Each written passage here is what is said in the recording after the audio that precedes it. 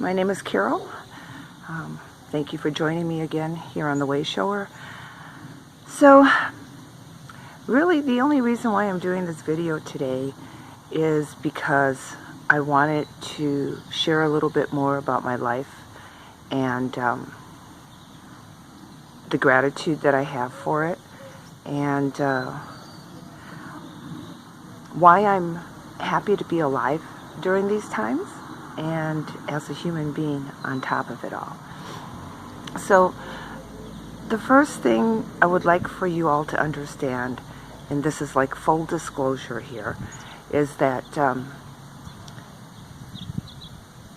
because I want you all to see that I am just like you, I'm just like everybody else, and I'm making it work, and I am so grateful for what I have for my life. So first, I want you to know that during my path, my journey on this path, and I've been on it for 30 years, because I started awakening in 1987. It's 87, 97, 2007, yeah, 2017. So I've been on it for 30 years. I started awakening in 1987. So anyway, during that time, I have reached highs and lows, just like all of you. And at my lowest point, I did not have a house. I was homeless. I had 5 or 6 cats and a boyfriend that was bipolar. He was very sensitive. He was diagnosed as bipolar with borderline schizophrenia. But I could see that what was happening to him was that he was touching other realities, and it confused him. He was always lost. He was seeing ghosts, and he was hearing messages. And because he was doing drugs, primarily marijuana, what that does when you're doing drugs, it opens up your psyche for unwanted negative entities and energies to come in and try for your attention. So anyway, the short of that story is that I try to help him through it. So I had him as a boyfriend at that time, and it's a totally different story, so I'm trying not to get sidetracked here. So anyway, I had friends in Sedona that I could have stayed with, so I could have had a roof over my head, but I refused to subject them to his manic states, and I refused to put them in a situation where they would feel uncomfortable because of all of the cats that I had. So what I did was I went to Montezuma's Well here just outside of Sedona, and I set up camp there in February. And Arizona is nice and it's warm most of the time, but at night it can get really cold. So I fell asleep. I would sleep in my little one-man tent. Actually, 2 people could fit into it. And I had a little Coleman heater that I bought for the morning. So I would wake up in the morning and there would be ice on the tent, and I would turn on the Coleman heater to warm up, and the tent was suddenly immersed in water. I mean, not tons of it, but still things would get wet. So I found myself a job, and I had previously had a job, but I lost it, and I lost my home. And so I did find a job working at what was then Airport Restaurant up on Airport Mesa. And while I was at work, it was first shift, I would open the restaurant in the morning, and I would go in extra early so that I could do a quick sponge bath before I opened the restaurant and started waiting on tables. So while I was at work, my cats, the 5 or 6 of them, would have free run down by Montezuma's Well. And I always worried about them and the coyotes and cougars and bobcats, etc. But I had to have faith. I had to trust. So I eventually saved up enough money to move into a real house. Actually, it wasn't just that I saved up enough money, but the universe sent me a couple of $1,000s, which was enough to, and that again is another story, but it was enough to get me into a new home. So while I was homeless and sleeping in a tent by Montezuma's Well with my cats, and no job, no income, my friends would often comment on, and hi Rhonda, if you're watching this, my friends would often comment on how incredible they thought it was that even though I wasn't working, I didn't have any kind of income, I always seemed to have exactly what I needed in that moment. So what that was for me, what that time was for me, was a testing of my character and of my faith. And not only did it test my character and my faith, that everything would be okay, that I had my faith that said, something's going on here, even if I don't completely understand it, I trust God, I trust the universe, and I know it's all going to be okay. And I just have to get through this. So what that did, besides test my character and my faith, was it showed everybody around me, all of my friends and my family and people that I met later in life when I related this story to them, it showed them that miracles do happen and that things always work out if you believe and you have patience, and of course you have to work towards it. So that was one of my lowest points, and I've had a lot of things that have happened, and a lot of tests on my faith and my character, and to help me grow and become who I am today, which I really appreciate and really enjoy. So I wanted to give you just a tad bit of background on that in this kind of like full disclosure video, and to bring you up to speed to where I am now. So I learned a lot of lessons. After the mystery school finished and I graduated, and I was told it was with a master's in love, and I said, oh wow, cool, great. That was in 2005, and it took about 7 years to go through it too, just like in a regular university. So as if I needed confirmation, the universe had my friend call me, who is a fabulous channeler, and I don't believe she does it anymore. We lost touch. But anyway, so we hadn't spoken for, close to a year. And she calls me to say she had had a dream about me, and I was in a graduation ceremony. So I explained to her what I had just been told, and I thanked her for the confirmation. And of course, I thanked the universe for the confirmation. So then I went back to work at a regular job, because I was told that it was time for me to come up out of that psychic realm that I had been living in, where I was always, when you're that open, you are incredibly sensitive, as many of you probably know already. And it makes it very difficult to be around other people, because you pick up on everything. I mean, you pick up on their feelings and their thoughts and their emotions. And when people are in a negative space, it makes it really difficult to be around them. So I was pretty much a recluse for those several years.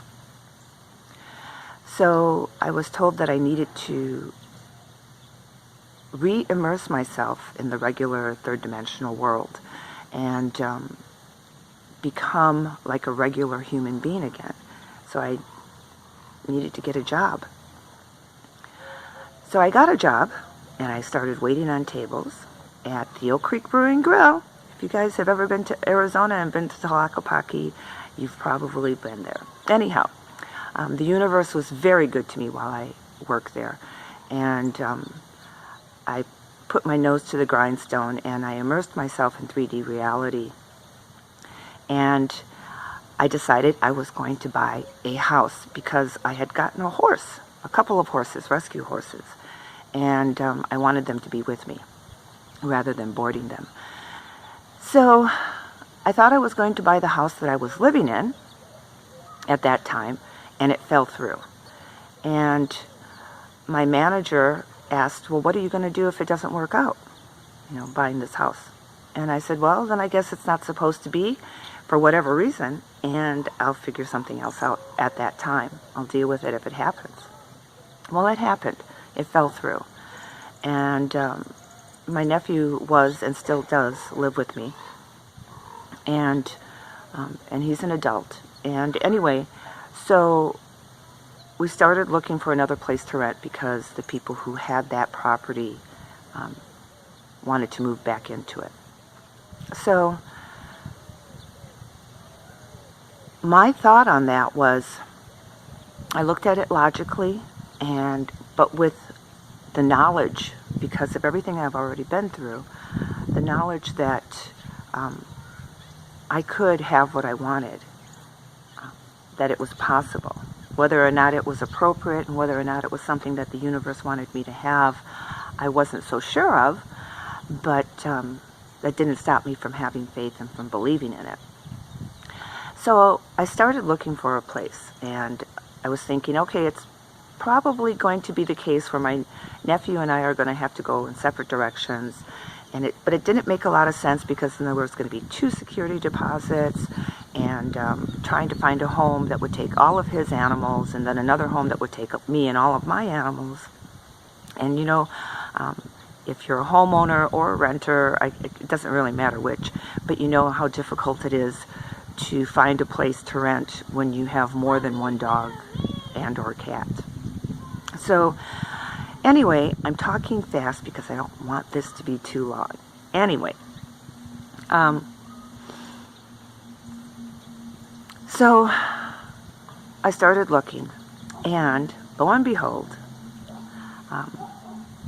I found a home, and I knew it was the right home, which is the one that you see behind me here. I knew it was the right one because of different signs that occurred when I found it and while I was looking for it.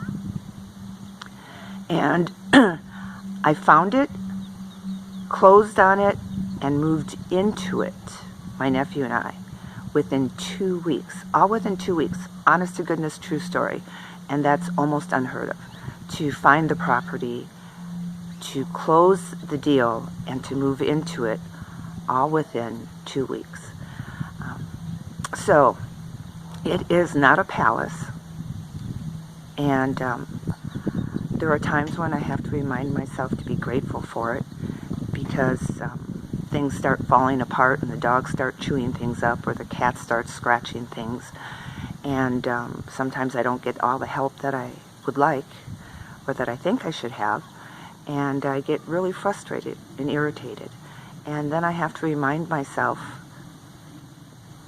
about what I have and how grateful I am for it.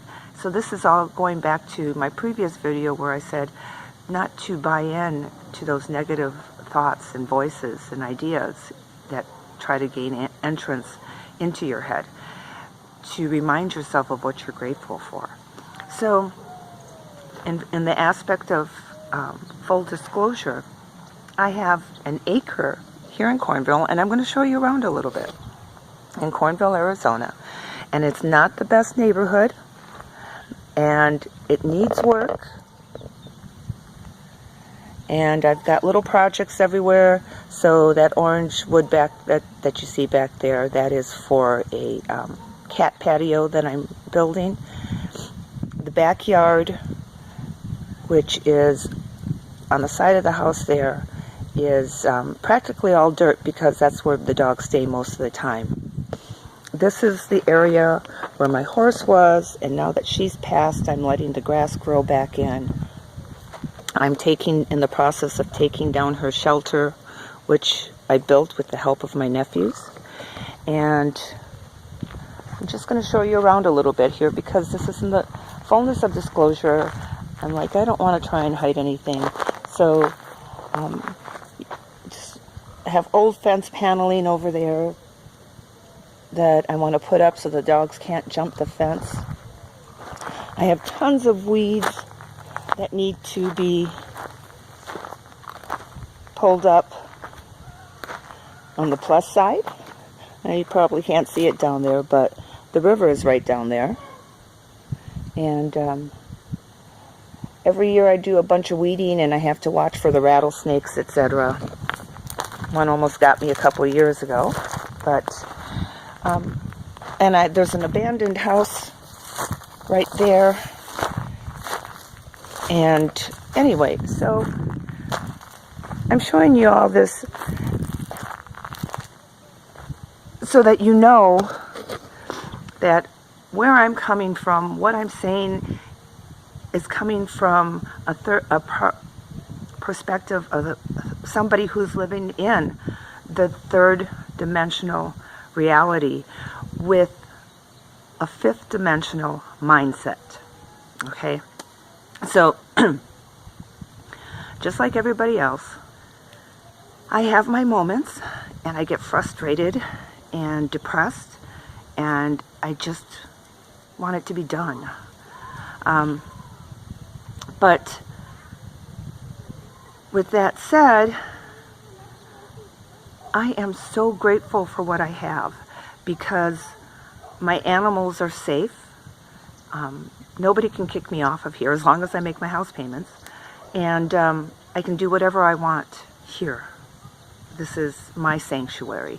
As much work as it needs, and as many times as I feel like I'm tired of doing it all by myself, it's my sanctuary, and I'm grateful. So when I get in the shower in the morning, if I don't, sometimes I have to remind myself, but most of the times I don't. Most of the times I get in that shower, the hot water hits me, and especially on those cold nights, and I think, oh my God, thank you so much for hot water. And then I start laughing because I find it funny that I talk to God while I'm in the universe, while I'm in the shower. And I think they get a big kick out of that too. So I have a roof over my head. So, and you know, I'm sharing this with you guys so that you can find a reason, find your reasons to be in gratitude. And I want to cry about that because so many people, they forget to look at what they have and they focus only on what they don't have. And I'm telling you, people, you have more than so many other people do. If you don't have a roof over your head, but you do have food to put in your tummy, then be grateful for that. Because I know that there are a lot of people who are going through the awakening process and probably don't have a roof over their head. The whole thing is that we all go through these moments and we go through those trials. But it's there, it's happening to help build our character and to help us learn how to be manifestors and co-creators. I was asked to leave my job a couple of years ago, almost 2 years ago. And I did, and I couldn't make it work. So I didn't want to go back to doing readings. So anyhow, they asked me to come back, and I did. And I've got a little bee visiting my little camera there, so if you guys see him. Anyhow, I love bees. Anyway, so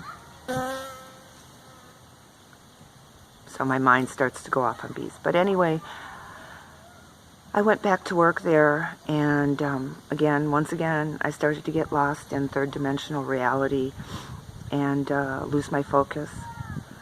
So the universe brought a situation about, a scenario where they asked me to be the whistleblower. And in order to do that, I had to quit my job there again. So I quit, and I blew the whistle, and the house of cards came tumbling down. And so now it's very unlikely that they would hire me back there, which is totally fine, because that's not where I'm supposed to be. My path now is to manifest my reality, my fifth dimensional reality here on this third dimensional earth. That's what my path is now. And so in order to do that, I have to have faith and trust and knowing that I don't have to work. Not like that. I don't have to get lost in the third dimensional reality. It's a matter of you desire something and there it is. And I know it's possible. I know it's doable because I've done it before.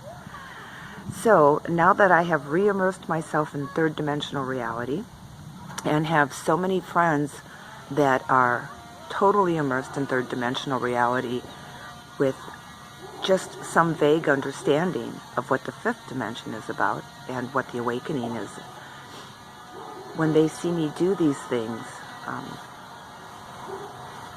then they too will start to question and hopefully have faith and courage to move forward on their own paths as well.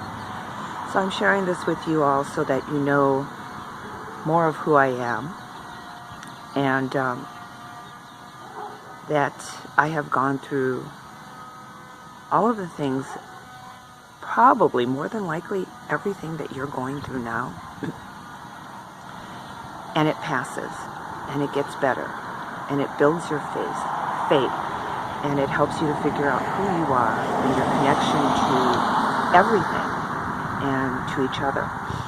And for the gratitude, for me being and I said when I first started this, is that when I first began this particular video, I said that I was very happy to be alive now, and on top of that, to be a human being, is because there are beings out there that don't know what it's like to enjoy a physical reality. And there are beings out there that don't know what it's like to enjoy emotions, etc. So I like being a human. I like being a human because I like being able to touch a tree and to play with my animals. And I like to feel the sun on my face, and I like to see the green colors and all the pretty flowers. And I like that I can feel joy and even sadness and even anger and irritation. I just don't let them control me. And I'm very happy to be alive at this time because I know what I'm capable of, and I know what we are all capable of, and I am looking forward to bridging the spans between the third dimension and the fifth dimension. I love you all so much. I hope you will share in my love, and I hope you will consider this little video as my gift to you, hoping that it will inspire you and help you to get past those hard times, because I promise you, this too shall pass. Okay, time to go get some tissue. Love you all. Bye.